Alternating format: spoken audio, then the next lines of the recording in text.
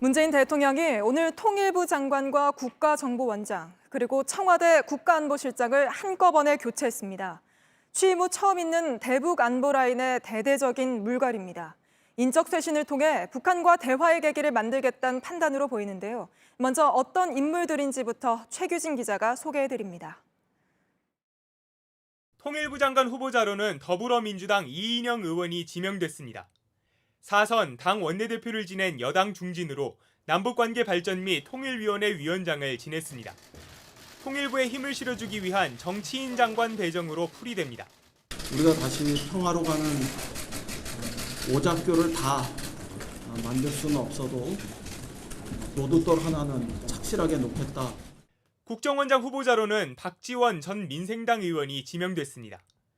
야당 의원이지만 북한과 대화 경험이 풍부한 만큼 깜짝 기용한 겁니다. 정의용 청와대 국가안보실장 자리는 서훈 국정원장이 물려받게 됐습니다. 청와대는 서 내정자를 정부의 외교안보 공약을 설계한 인물이라고 소개했습니다. 현 상황에 대해 신중하게 대응하되 때로는 담대하게 움직일 수 있도록 준비할 것입니다. 정의용 실장은 대통령 외교안보 특별직을 맡게 됐습니다. 한때 국정원장 설이 돌았던 임종석 전 대통령 비서실장과 함께입니다. 대북 안보 라인의 장관급 인사를 한꺼번에 모두 바꾼 건 문재인 대통령 취임 이후 처음입니다. 문 대통령은 오는 6일 서훈 내정자와 두 특보에 대해 임명장을 줄 예정입니다. 이인영, 박지원 후보자는 국회 인사청문회를 거쳐야 합니다. JTBC 최규진입니다. 오늘 가장 눈길을 끈 인사는 박지원 전 의원이 국정원장 후보자로 지명된 거죠. 야당 소속이지만 처음으로 남북정상회담을 성사시킨 경험을 높이사 깜짝 발탁한 건데요. 방송 출연을 활발히 하던 박 전 의원은 앞으로는 정치의 정자도 올리지 않겠다고 했습니다. 이어서 박민규 기자입니다. 박지원 후보자는 김대중 정부 실세였습니다. 청와대 공보수석과 문화관광부 장관, 대통령 비서실장을 지냈습니다. 문화부 장관 시절이던 2000년엔 외교안보 라인이 아님에도 대북 특사로 파견됐습니다. 사상 첫 남북 정상회담과 6.15 남북 합의를 물밑에서 이끌어낸 겁니다.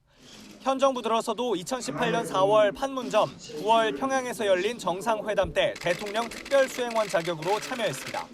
북한 측과 대화가 된다는 걸 현재 청와대도 알고 있다는 뜻입니다.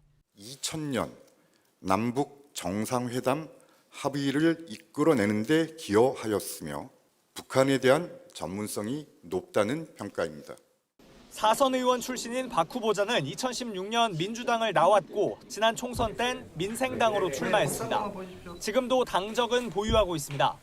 총선에서 낙선한 뒤론 방송 시사 프로그램 출연을 이어왔습니다. 하지만 현 정부나 민주당을 향해 우호적인 입장을 유지해왔습니다. 인사 발표 뒤 박 후보자는 소셜미디어를 통해 입장을 냈습니다. 앞으로는 정치의 정자도 올리지 않고 국정원 본연의 임무에 충실하겠다며 역사와 대한민국, 문 대통령을 위해 충성을 다하겠다는 각오를 밝힌 겁니다.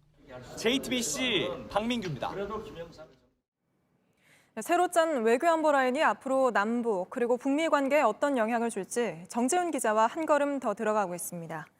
자, 정 기자, 오늘 깜짝 카드는 아무래도 박지원 전 의원인 것 같은데요. 예상했습니까? 예상 못했습니다. 일단 예. 국정원장에 박지원 전 의원이 기용될 거란 관측은 전혀 나오지 않았었고요. 그런데 네. 사흘 전에 페이스북에 좀 의미심장한 글이 하나 올라오긴 했습니다. 제가 가져와 봤는데요. 네. 박 의원이 올린 글인데 방송 일정들을 사정상 취소했다, 거절했다 하면서 저를 한번 생각하는 시간을 갖겠습니다. 재수 좋은 날입니다 라면서 마무리했습니다. 네. 아무래도 미리 통보를 받고 이 수락한 시점에 이런 글을 올린 거 아니냐라는 관측이 나옵니다. 네, 이번 교체는 좀 어떤 의미라고 봐야 될까요? 일단 한마디로 북측과 소통이 되는 인사들을 총동원했다라고 네. 보면 될 것 같습니다. 일단 박지원 후보자는요, 2000년 첫 남북정상회담 때 북측 송호경, 아태 평화회의 부위원장과 함께 물밑에서 정상회담을 이끌어낸 인물입니다.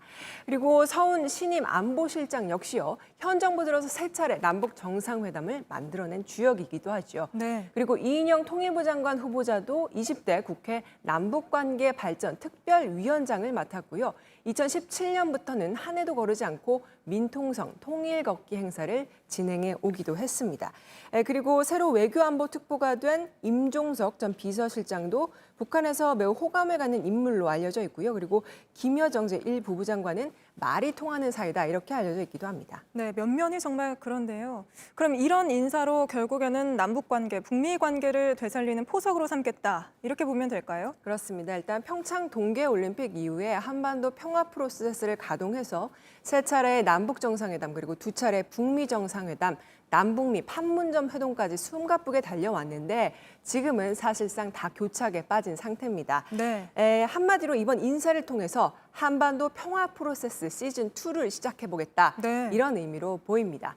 당장 인사청문회가 끝나면 바로 대북 특사단이 평양에 올라갈 가능성도 있고요. 이 북한과 미국을 대화 테이블로 끌어내기 위한 여러 가지 방안들이 재검토될 걸로 보입니다. 네, 국가안전보장회 NSC 분위기도 좀 많이 바뀌겠네요. 그럴 것 같습니다. 그동안은 정의용 안보실장이 키를 잡고 회의를 주재해 왔는데 이 남북 관계를 좀 우선시했던 이 통일부 장관 등은 좀 다소 소외가 됐던 걸로 전해졌습니다. 네. 새로운 구도를 좀 보시면요.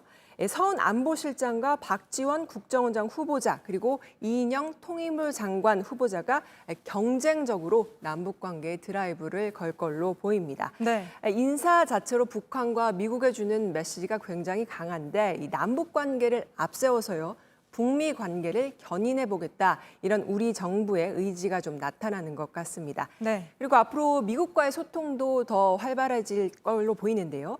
이 부분은 정의용 실장이 외교안보 특보로서 계속 역할을 하면서 워싱턴과의 채널을 이어갈 걸로 보이고요. 그리고 박지원 후보자도 앤드류 김 전 CIA 코리아 미션 센터장과 친분이 있는 걸로 알려졌습니다. 그래서 이런 친분 등을 활용해서 계속해서 미국과 적극적으로 소통을 이어나갈 걸로 보입니다. 네, 잘 들었습니다. 여기까지 듣겠습니다. 정재윤 기자였습니다. 미국에선 11월 대선을 노리고 벌이는 이벤트를 10월의 서프라이즈라고 하는데요. 대선을 앞두고 트럼프 대통령이 3차 북미 정상회담을 이런 깜짝 이벤트로 활용할 수 있다는 예상이 나왔습니다. 최근 회고록을 낸 볼턴 전 보좌관이 한 얘기인데 이 소식은 이한기 기자가 전해드립니다. 최근 회고록을 출간한 존 볼턴 전 백악관 국가안보보좌관은 미 대선 직전 3차 북미 정상회담이 열릴 수도 있다고 예상했습니다. You know, we have a phrase in the United States called the October surprise, just before an election. 트럼프 대통령이 재선을 노리고 깜짝 이벤트를 벌일 수 있다는 겁니다.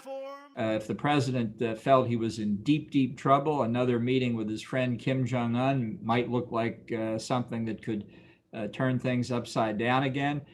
트럼프 대통령을 향한 냉소가 담긴 발언이지만 실제로 가능성이 없진 않다는 분석이 나오고 있습니다. 구체적으로 북한이 영변 핵시설을 폐쇄하고 미국은 대신 일부 제재를 풀 수 있다는 관측도 있습니다. 이런 가운데 김정은 위원장은 어제 정치국 확대 회의를 열고 코로나19 방역 대책을 점검했습니다. 9일 만에 공개 행보입니다. 섣부른 방역 조치의 완화는 상상할 수도 만회할 수도 없는 치명적인 위기를 초래하게 된다고 거듭 경고하시면서 하지만 미국을 향한 메시지나 남북 관계에 대한 언급은 없었습니다. 당분간 방역 등 내치에 집중하면서 남측이나 미국의 태도 변화를 지켜보겠다는 의도로 풀이됩니다. JTBC 이한길입니다.